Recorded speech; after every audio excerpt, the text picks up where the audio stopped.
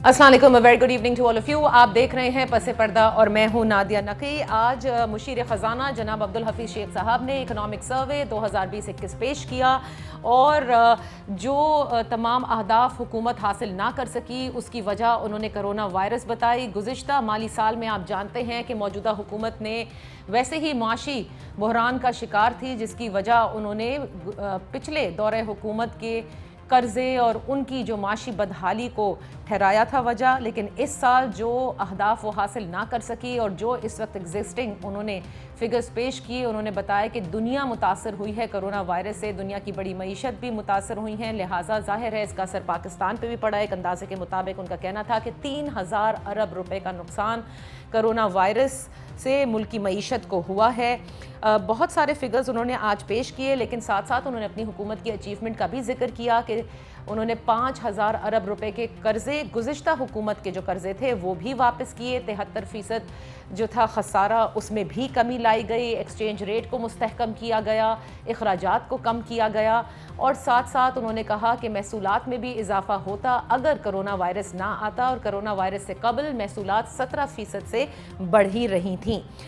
इसके अलावा उनका ये भी कहना था कि रवा माली साल GDP मनफी 0.4% रही। मौजूदा हुकूमत ने स्टेट बैंक से भी कोई कर्ज नहीं लिया और ये भी एक उनकी अचीवमेंट थी।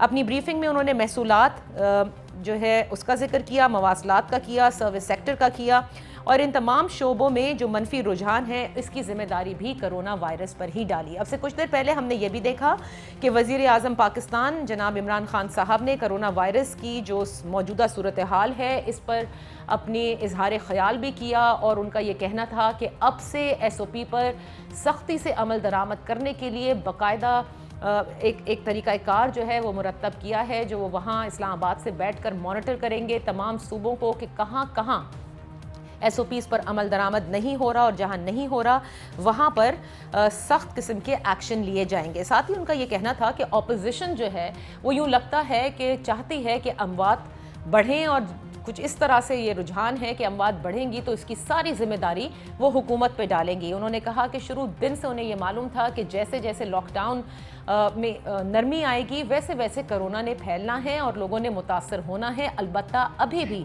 वो सूरत हाल नहीं है, अल्लाह का शुक्र है, जो कि हमने दुनिया की बड़ी बड़ी मईशतों में देखी या जो बहुत डेवलप्ड वर्ल्ड है वहाँ पे देखी। लिहाजा इसका तरीक़ाकार सिर्फ इतना है कि SOPs पर सख्ती से अमल दरामद होगा ताकि वो सिचुएशन ना हो जो कि लोग समझते हैं कि हो सकती है या तबाही की तरफ हम जा सकते हैं। ये दोनों पहलू है जिस पर हम आज बात करेंगे। अपने मोहतरम मेहमानों का तारुफ कराती चलूँ। हमारे साथ होंगी पाकिस्तान मुस्लिम लीग नून की कौमी असम्बली की मेंबर हैं शहज़ा फातिमा साहिबा, आपका बेहद शुक्रिया for joining us. Leader of the opposition Sindh assembly Pakistan Tehreek Insaf से फिरदौस शमीम नकवी साहब ने हमें ज्वाइन किया है और लाहौर से हमें ज्वाइन कर रहे हैं हमारे सीनियर तज्ज़ियाकार हैं सलमान आबिद साहब।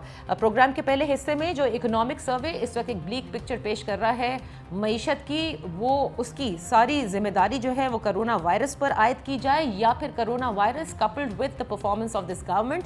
और उसके बाद प्रोग्राम के आखिरी हिस्से में हम ज़रूर वज़ीर आज़म ने जो आज इजहार ख्याल किया है कोरोना वायरस से मुतालिक उस पर भी बात करेंगे। लेट्स टेक अ ब्रेक और ब्रेक से वापस आकर गुफ्तगू का बाकायदा आगाज़ करते हैं।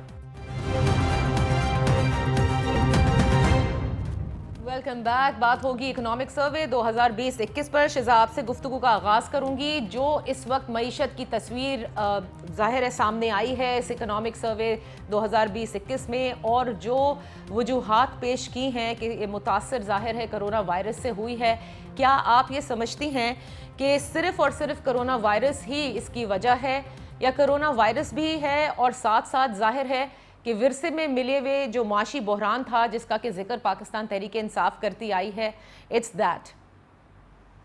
बिस्मिल्लाहिर्रहमानिर्रहीम।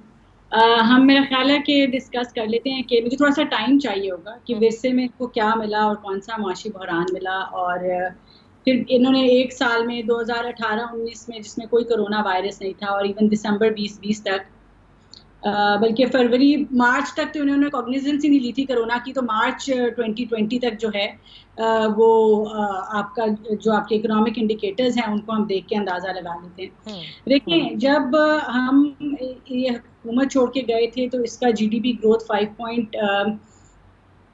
3% जो रिवाइज जीडीपी था 5.8 पे, वैसे वर्ल्ड बैंक भी अभी तक फिगर देता है। अगले साल में हमारा जीडीपी 1.9 पे आ गया था और कोरोना वायरस आने से पहले हमारा जीडीपी ग्रोथ जो है वो नेगेटिव में प्रिडिक्ट हो रहा था।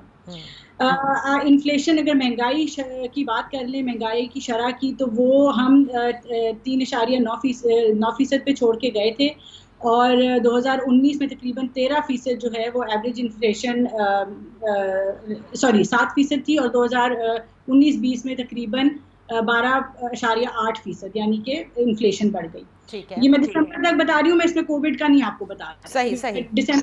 दिसंबर 2019 तक बता रही हूँ, उसमें कोविड का कोई अभी लेना देना नहीं। ओके।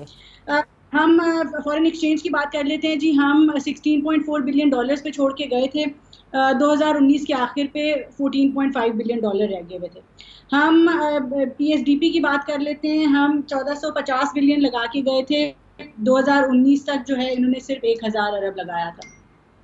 हम डेट की बात कर लेते हैं, कर्जों की बात कर लेते हैं। हम 24.9 अरब पे छोड़ के गए थे और दूसरे साल के इनके 2019 के आखिर तक 33,000 अरब जो है वो कर्जा हो चुका हुआ था। यानी कि जो हमने 5 साल में कर्जा लिया था, ये उसका 3/4 जो है वो 1 साल में ले चुके हुए थे। इसका जवाब ये हरगिज नहीं है कि डेट सर्विसिंग कर रहे थे। डेट सर्विसिंग हम भी कर रहे थे। वो हर गवर्नमेंट करती है, हर साल करती है। ठीक है। तो एक इसका बहाना बनाना जो है ये इस तरह मिसलीडिंग होगा। डेट टू जीडीपी रेशियो की बात कर लें जी। हम आखिरी टाइम पे हमारा 72% पे गया था, वैसे हम 60% में रहे थे। पाकिस्तान की हिस्ट्री का वन ऑफ द हाईएस्ट हम गए हैं, तकरीबन 85% डेट टू जीडीपी रेशियो हमने किया है। एब्सोल्यूट डेट यूजुअली जो है वो इतना ज्यादा इम्पैक्ट नहीं करता। जो आपने चीज देखनी होती है वो डेट टू जीडीपी रेशियो होता है। ठीक है। क्योंकि एब्सोल्यूट डेट जो है लोन सारी दुनिया लेती है, उसको इन्वेस्टमेंट करती है, लेकिन अगर आपका जीडीपी ड्रॉप कर रहा है, आप लोन भी लिए जा रहे हैं, आपका जीडीपी भी ड्रॉप कर रहा है, तो ये एक सवालिया निशान है कि आप उस कर्जों का कर क्या रहे हैं और वो कर्जे कहाँ जा रहे हैं।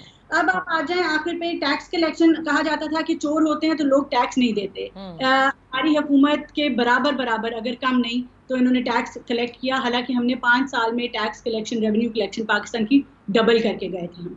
अब आ जाए कि पेंडेमिक से पहले जो है ये जो अब डेफिसिट की बात करेंगे कि करंट अकाउंट डेफिसिट हम बहुत बड़ा छोड़ गए थे।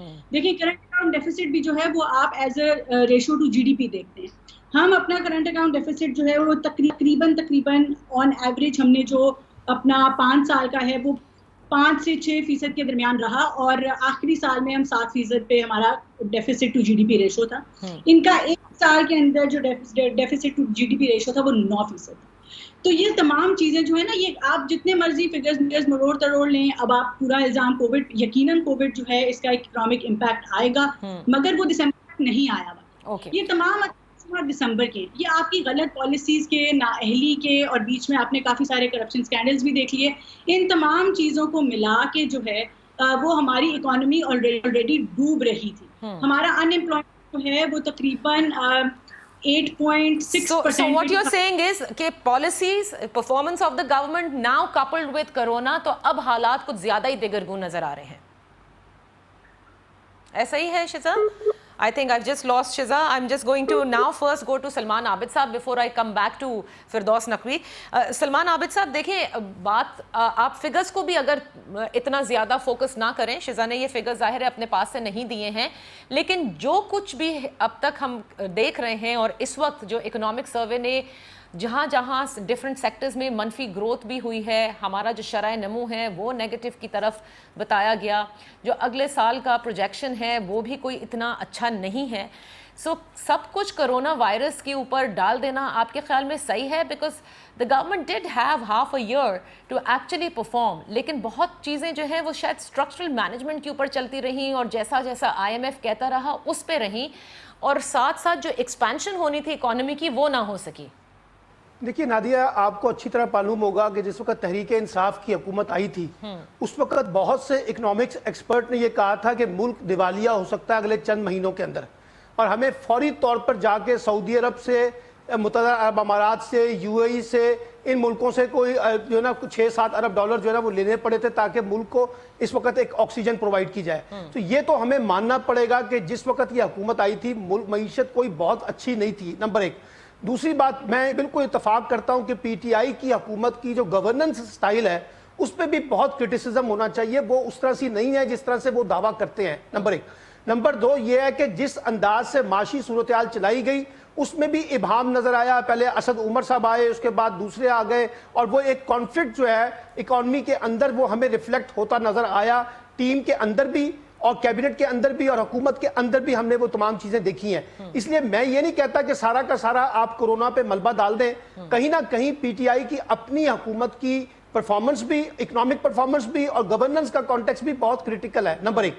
नंबर दो ये है कि देखिए, आप खुद तस्लीम कर रही हैं कि पूरी दुनिया की मईशत जो है वो कोरोना से मुतासिर हुई है, और पाकिस्तान की मईशत जो हमेशा से डिपेंडेंट रहती है उसने तो और ज्यादा मुतासिर होना था।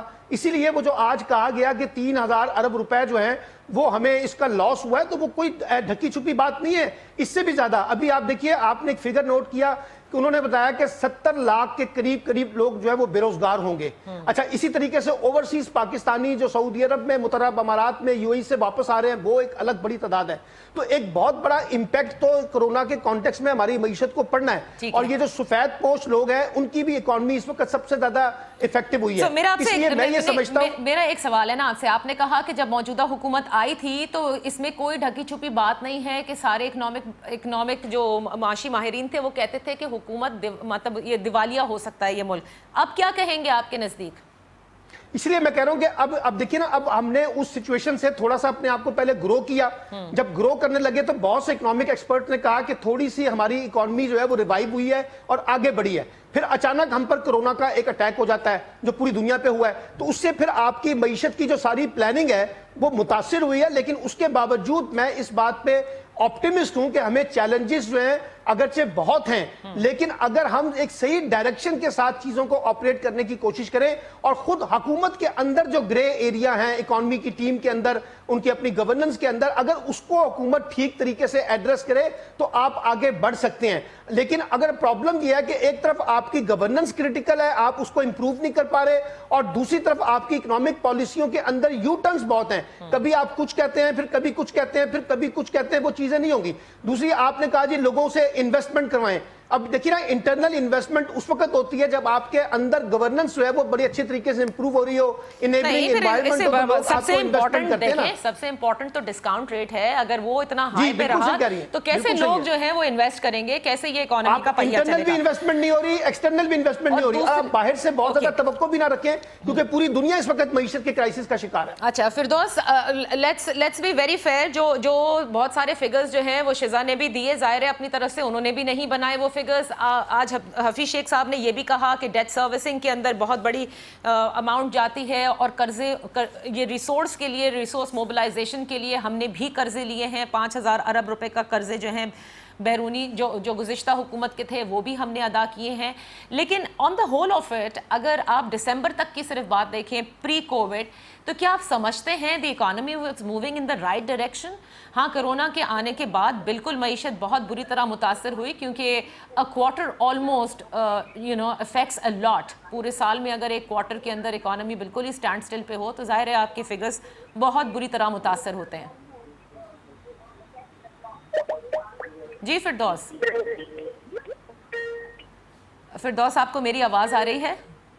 आई थिंक मैं एक ब्रेक ले लेती हूँ। फिरदौस साहब से हमारा राब्ता नहीं हो पा रहा। फिरदौस साहब से राब्ता करते हैं और पूछते हैं कि सब कुछ कोरोना पे डालना क्या ये दुरुस्त होगा? और ये मेरा बहुत इंपॉर्टेंट सवाल है कि जीडीपी ग्रोथ के लिए जो कहा जाता है कि गुज़िश्ता हुकूमत ने आर्टिफिशियल ग्रोथ ली, कर्जे लिए और जीडीपी ग्रो की, तो दुनिया में तो ऐसे बहुत सारे ममालिक हैं जो अपनी इकॉनमी को ग्रो करने के लिए कर्जे लेते हैं और इसी तरह से इकोनॉमिक ग्रोथ करते हैं। सो इसमें क्या बुराई है? Let's take a break.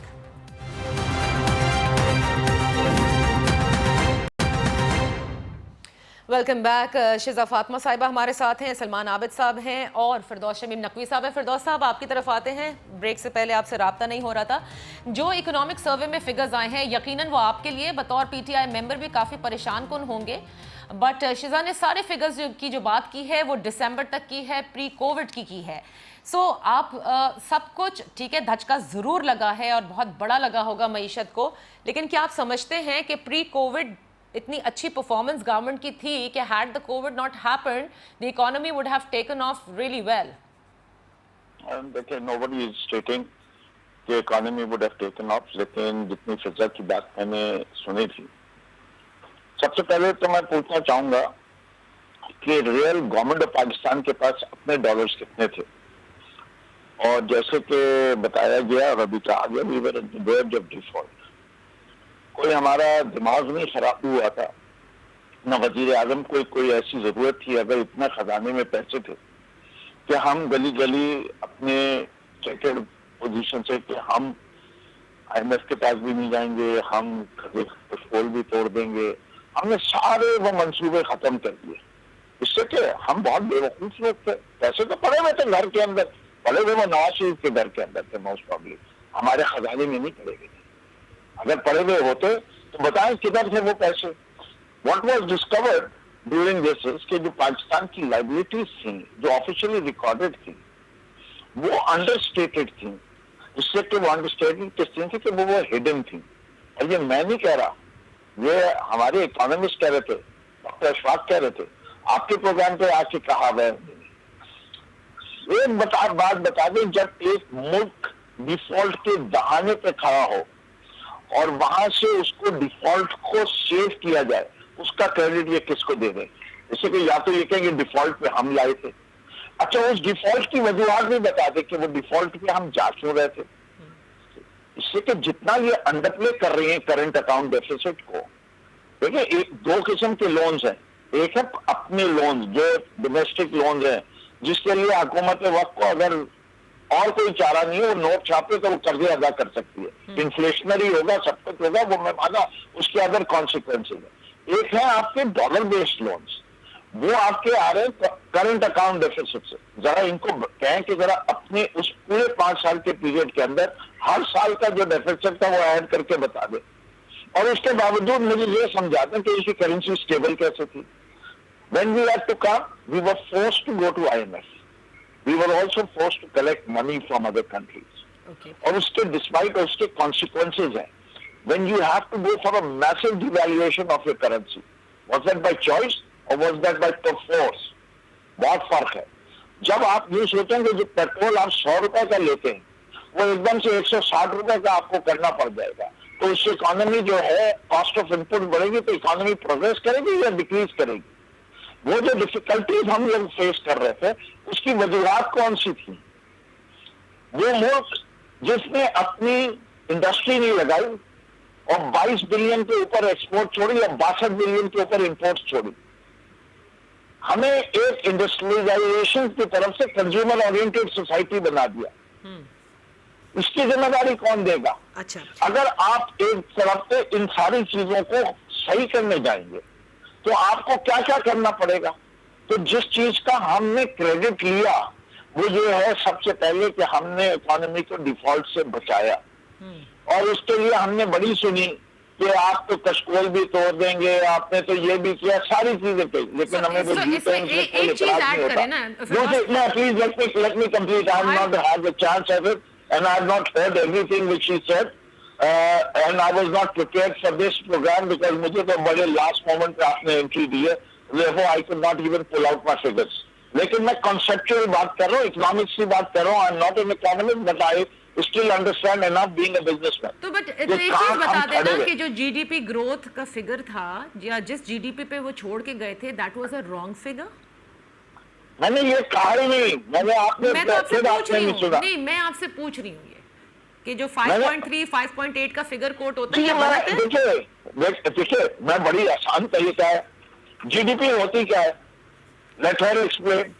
कि जी इकोनॉमी किस साइज की हो गई, मैं कर्जा ले और कर्जे को उड़ा दूं कपड़े में, अय्याशी में, हर चीज के अंदर, तो जीडीपी तो हो गई। एसेट्स में कितना बढ़ा, एसेट बेस कितनी हुई, इनकम क्या हुई, आपकी एक्सपोर्ट्स कितनी, एक्सपोर्ट्स तो उसी जगह रुकी हुई है। इससे कि आपने कंज्यूमर, मैंने क्या किया, मैंने जो डॉलर आए उससे चाइना से सामान मंगाता गया, वो मार्केट में बेचता गया, कर्जे बढ़ते गए, कर्जे पर अय्याशी करते रहे एज ए कंट्री, करते रहते तो कहाँ जाएंगे, तो डिफॉल्ट में जाएंगे। इसलिए आप एक हद तक कर्जा ले सकते हैं। और जो बात सही है कि इकोनॉमी को श्रिंक करके डायरेक्शन को दुरुस्त करने में टाइम लगता है। और मैं ये नहीं कहता कि we have been the best of the performers, मैं ये कब कह रहा हूँ, बिकॉज जो हमने अदब हमारी, देखिए हम बहुत सारी चीजों में बुरे होंगे लेकिन कुछ चीजों में हम बिल्कुल सही है। हमने अपना जो किबला दुरुस्त किया, हम समझते हैं डायरेक्शन सही है। It's was better medicine.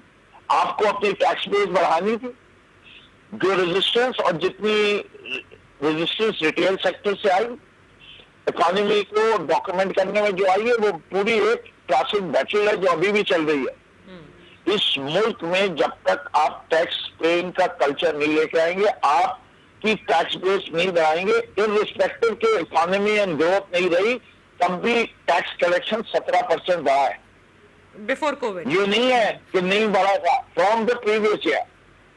ये उस वक्त की फिगर थी जिस वक्त की फिगर बात कर रही है। हम चाहते कितना थे, हम बहुत ज्यादा चाहते थे, और हमें जो मसला चल रहा है वो है अपनी जगह, मैं उन प्रॉब्लम से नहीं है। दिस कंट्री, अच्छा फिर एक और बड़ा क्राइसिस, आपने कहा क्राइसिस से हम गुजरे, एक और बड़ा क्राइसिस से हम गुजरे जिसका जिक्र कोई नहीं यहाँ कर रहा। आपके बॉर्डर पे जो टेंशन हुई थी पिछले साल, उसकी कॉस्ट क्या है? Was that a normal year or a normal event? आपके ख्याल से वो फिगर्स कभी आएंगी सामने? नहीं आएंगी, लेकिन ये सस्टेन तो करनी पड़ेगी as a country. So you're saying performance was absolutely fine. COVID coupled with what happened at the borders, इसकी वजह से ये सारे अहदाफ मिस हो रहे हैं और इसकी वजह से जो शक्ल मईशत की है। मैं आपको डायरेक्टली कह रहा हूँ, one, the inherited situation was very poor. Direction दुरुस्त किया गया है। कुछ इवेंट्स ऐसे हुए even before Covid and the locust attack, जिसने इकोनॉमी को धचका दिया। ठीक है, उसके अंदर एक आपकी सूरत हाल बॉर्डर्स की है। ठीक है, लेट्स गो फॉरवर्ड। आपने वजूहात बताई, यहाँ से मुझे बताइए शिजा, अब आप क्या देख रही हैं? How are we going to perform? Because COVID का जाहिर है नहीं पता कि कब तक रहता है। आज शेख साहब ने भी यही कहा कि हम तो अभी अंदाज़ा ही सिर्फ लगा सकते हैं, ये सारे फिगर्स की करेक्शन होती रहेगी। बट जो भी डायरेक्शन इस वक्त आप देख रही हैं हुकूमत इकोनॉमिक टीम की, end of course coupled with Covid, क्या चाह रहा है? किसी भी हुकूमत के लिए यकीनन ये इंतहाई मुश्किल वक्त है, बड़ी बड़ी हुकूमतों के लिए, बड़ी बड़ी मईशतों के लिए। यहाँ से कहाँ जाना चाहिए? थोड़ा सा पहले तौसीह भी कर दूं और इलैबोरेट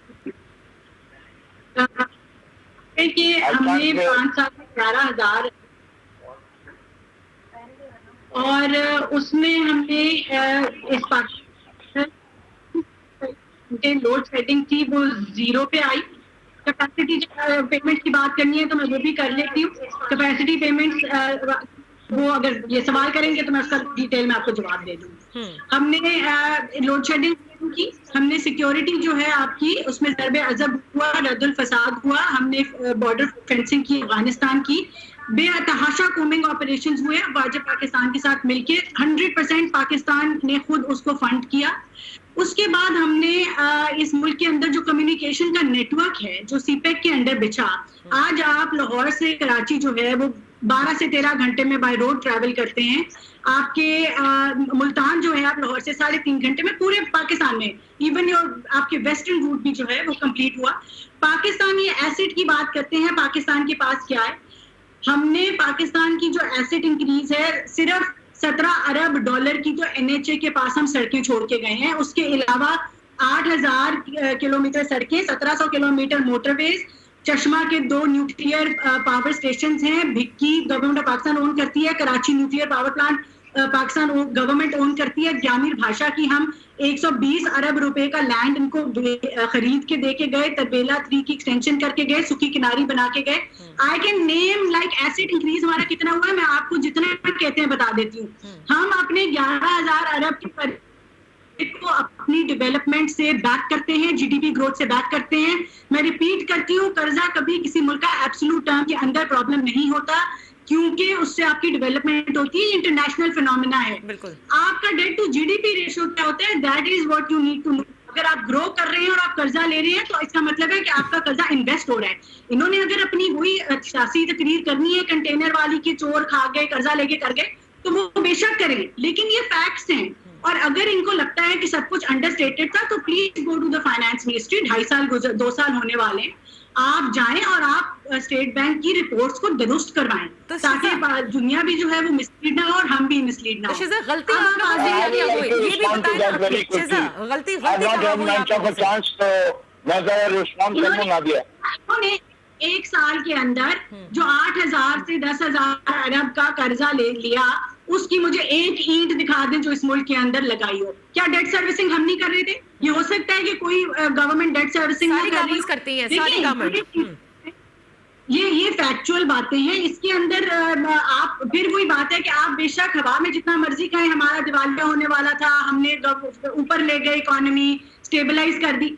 मुझे नंबर्स की बात करें आप और मुझे फिगर्स बताएं। आप मुझे इंटरेस्ट रेट बता दें, आप मुझे शराय ये जो आपकी इन्फ्लेशन होती है मुझे वो बता दें। लेकिन दो चीजें जिसके लिए आपकी हुकूमत को बहुत ज्यादा मुर्द इल्जाम ठहराया जाता है, ऑफ कोर्स एक करंट अकाउंट डेफिसिट के लिए, दूसरा ये कि सर्कुलर डेट बढ़ता चला गया, तीसरा ये कि रुपये को ओवर वैल्यू आप लोगों ने किया हुआ था। डेट जी आज भी बढ़ रहा है।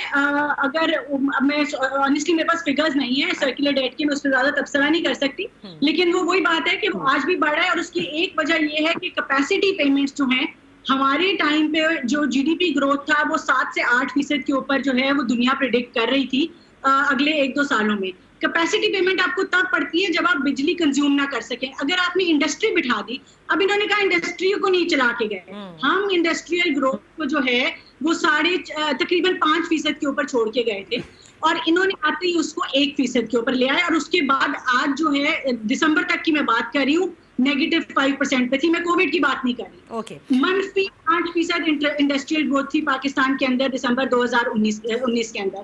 तो मतलब ये देखिए, ये मैं फिर वही बात है कि ये तमाम चीजें नंबर्स की हैं। आज अगर इंडस्ट्री उसी रेट से ग्रो कर रही होती, आपको कैपेसिटी पेमेंट ना पड़ी होती, आपके सर्कुलर डेट भी ना बढ़ा होता इस रेट से। तो आपने अगर इंडस्ट्री बिठा दी, अब आप एक्सपोर्ट पे आ जाएं। एक्सपोर्ट इन्होंने पिछले साल जो है हमारी दौरे हुकूमत से 2% कम किया है। अगर और ये डॉलर्स की बात है, हम इसमें रुपये को नहीं लाते। अब अगर ये एक्सपोर्ट ओरिएंटेड थे तो जी फिर रुपये में क्यों नहीं लाती? पाकिस्तान प्रोड्यूस करता है डॉलर से, क्या बात कर रही है? एक जगह डिवाइडिंग फैक्टर 164 है और एक जगह डिवाइडिंग फैक्टर 98 है। आप रुपये में क्यों नहीं बात करेंगी? कीजिए ना रुपये में, इसे तो वहां आप साबित नहीं कर सकती। 37.7% ग्रोथ इन टेक्सटाइल सेक्टर, क्या बात कर रही है? तो या तो नादिया जैसे मुझे चांस दें, because I have not you will respond to it, you will get a chance to respond. No, you are not giving me. She was already 24 minutes. फिरदौस, आपको अभी चांस दिया, it has come to her, let her comment and then you...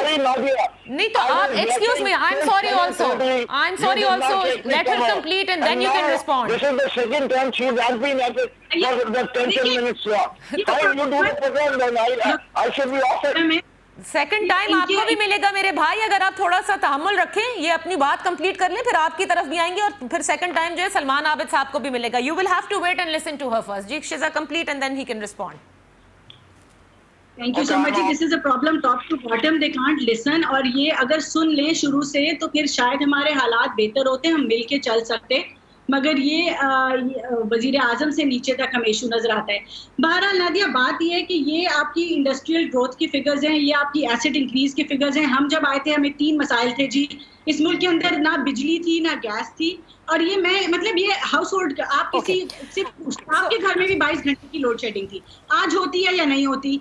क्या हर रोज के 1 से ज्यादा terrorism cases नहीं थे पाकिस्तान में? आज आपको मसाइल उस वक्त भी थे, मसाइल इस वक्त भी हैं। So what you are saying is कि मसाइल के पीछे छुपकर हम इकोनॉमी की ये नहीं कह सकते। दूसरा जो फिगर्स आप कह रही हैं, आपने कहा कि ये स्टेट बैंक के कोटेड फिगर्स हैं और फिरदौस चाहें तो इनको निकाल के देख सकते हैं। फिरदौस, मैं आपकी तरफ आऊंगी बिकॉज मैं नहीं चाहती कत्ता कलामी और आप कहें कि मुझे आपको चांस नहीं मिला। Let me take a break. Break से पहले, ब्रेक के बाद आकर पहले आप जवाब दीजिएगा, फिर सलमान आबिद साहब आप इसे कंक्लूड कीजिएगा कि इकोनॉमी के हवाले से भी वही सूरत नजर आती है कि ऑपोजिशन ये करके गई, पिछले दौरे हुकूमत ये करके गई। Do you not think this is high time that this government should be looking forward and doing what they want to do, what they should do, rather than looking back now? Let's take a break.